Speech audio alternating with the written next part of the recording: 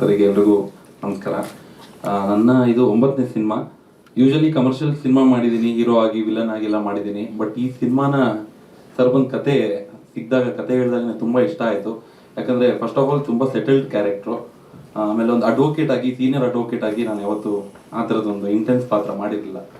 So ಅವ್ರು ಹೇಳಿದ ಮೇಲೆ ಸ್ವಲ್ಪ ರಿಸರ್ಚ್ ಮಾಡಿಕೊಂಡು ಕೋರ್ಟ್ಗೆ ಹೋಗಿ ಎಲ್ಲ ಲಾಯರ್ಗಳು ಯಾವ ಥರ ಡಿಬೇಟ್ ಮಾಡ್ತಾರೆ ಅನ್ನೋದೆಲ್ಲ ನೋಡಿ ಆಮೇಲೆ ಬಂದು ಆ್ಯಕ್ಟ್ ಮಾಡಿದಾಗ ಸರ್ ತುಂಬ ಖುಷಿಪಟ್ಟರು.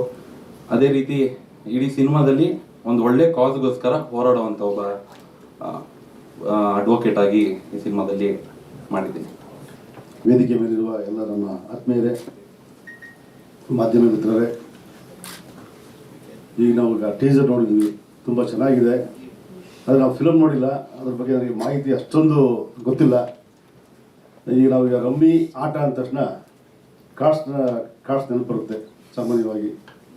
ಇವಾಗ ಅದಕ್ಕೆ ಆ ಕಾರ್ಡ್ಸಲ್ಲಿ ಹಲವಾರು ಆಟಗಳಿದ್ದಾವೆ. ಯಾವುದು 3 ಕಾರ್ಡ್ಸು, ಅಂದರ್ಬಾರು, ಎಂತೆಂಥ ಆಟಗಳಿದ್ದಾವೆ, ಇನ್ನೂ ಹಲವಾರು ಆಟಗಳಿದ್ದಾವೆ. ಆದರೆ ನಮಗೆ ಅದೇ ಇವತ್ತೆಲ್ಲ ಕರೆಕ್ಟ್ ಸರ್, ಇವತ್ತೆಲ್ಲ ಫ್ಯಾಮಿಲಿ ಆ್ಯಂಡ್ ಫ್ರೆಂಡ್ಸ್ಗಳು ಇವತ್ತು ಜಾಲಿಯಾಗಿ ಆಟ ಆಡ್ತಾರೆ, ಇಲ್ಲ ಬೆಟ್ಟಿಂಗ್ ಕಟ್ಟಿ ಆಟ ಆಡ್ತಾರೆ. ದಯವಿಟ್ಟು ಬೆಟ್ಟಿಂಗ್ ಕಟ್ಟಿ ಆಟ ಆಡಬೇಡಿ ಅಂತ ನಾನು ಈ ಮೂಲಕ ಹೇಳ್ತೀನಿ. ಜಾಲಿಯಾಗಿ ಆಟ ಆಡಿ, ಒಂದು ಗೇಮ್ ಬೇಕು, ಅದು ಓಕೆ. ಈ ರಮ್ಮಿ ಆಟ ನಮ್ಮ ಉಮರ್ ಶರೀಫ್ ಅವರು ಒಳ್ಳೆ ಸಂದೇಶ ಕೊಡುವಂತ ನನಗೆ ಅನಿಸ್ತಾ ಇದೆ.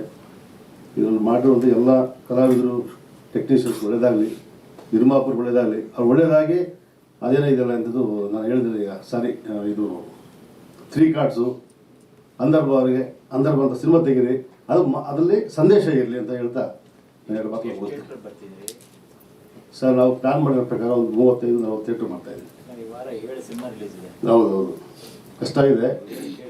ಸ್ವಾದಿಷ್ಟತೆಯ ಸ್ವಾದ, ತಾಜಾತನದ ಆಹ್ಲಾದ, ಉತ್ತಮ ಆರೋಗ್ಯ ಮತ್ತು ಹೆಚ್ಚಿನ ರೋಗ ನಿರೋಧಕ ಶಕ್ತಿಯ ವೃದ್ಧಿಗೆ ಈಗ ನಿಮಗೆ ಸಿಗುತ್ತಿದೆ ಉತ್ತಮ ಗುಣಮಟ್ಟದ ಪೌಷ್ಟಿಕಾಂಶ Shri Vaidik millet health mix. ಇದು ಸಿರಿಧಾನ್ಯಗಳ ಸಂಪತ್ತು.